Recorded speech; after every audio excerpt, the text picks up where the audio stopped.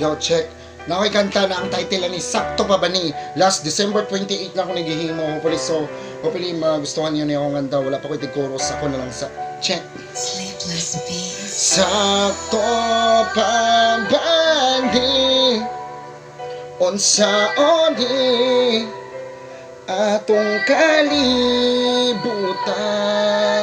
babago pa ba ni kay maoni akong kalibugan. High-tech ng panahon karon, lahi ra kay sa una. Karon ang anak nay mga saba sa mamagpapa. Ang mag-away karon, pus na dayon sa FB. Wala nay ampo, bago mukaon, unahon ng selfie. Ultimo mag-CR, dalaon ng CP. Di nakasimba sa pagpangitag kwarta na busy. Pagpatay og tao, grabe na lang ba jud ka easy. Kalimot na kay Lord, kay kwarta na ang importante. College graduate, istambay, mga play, walay bakante. Di ka kakuha og posisyon kung wala kay lakas. Mao nang sa kapait sa kinabuhi. Di katakas, mo eskwela ka 18 ka tuig pero di ka madawat. Di ka mo asenso mo laban kag patas, mas dali og mangawat. Walay absent sa simbahan pero bati kayong batasan. Nganuman ang maro masuko man og siya nay matikasan. Para sa views halos maghubudan lang sa ilang content. Unsaon ta man wala may laing mapakitang talent. Sakto pa ba ni unsaon ni atong kalibutan, babago pa ba ni kay maoni akong kalibugan.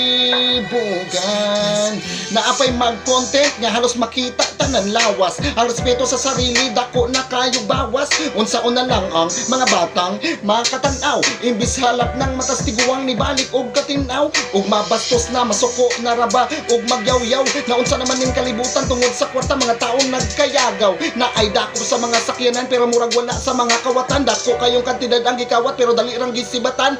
Pero kayong balaod yanuhon rang mga pobre. Samtang tong mga nasa politiko nangawat rag pa simple. Iya kay raog diskarte aron dili makasuhan. Kung pobre na ang mangawat dali ra kayong maaksyonan. Nganuman kung sila ang mangawat daghan pa og proseso. Kinahanglan pag saktong ebidensya para masakaan og kaso. Kung pirmi ing ani unsaon man nato paglambo, Ginoo na lang bahala, amuan na lang ning iampo.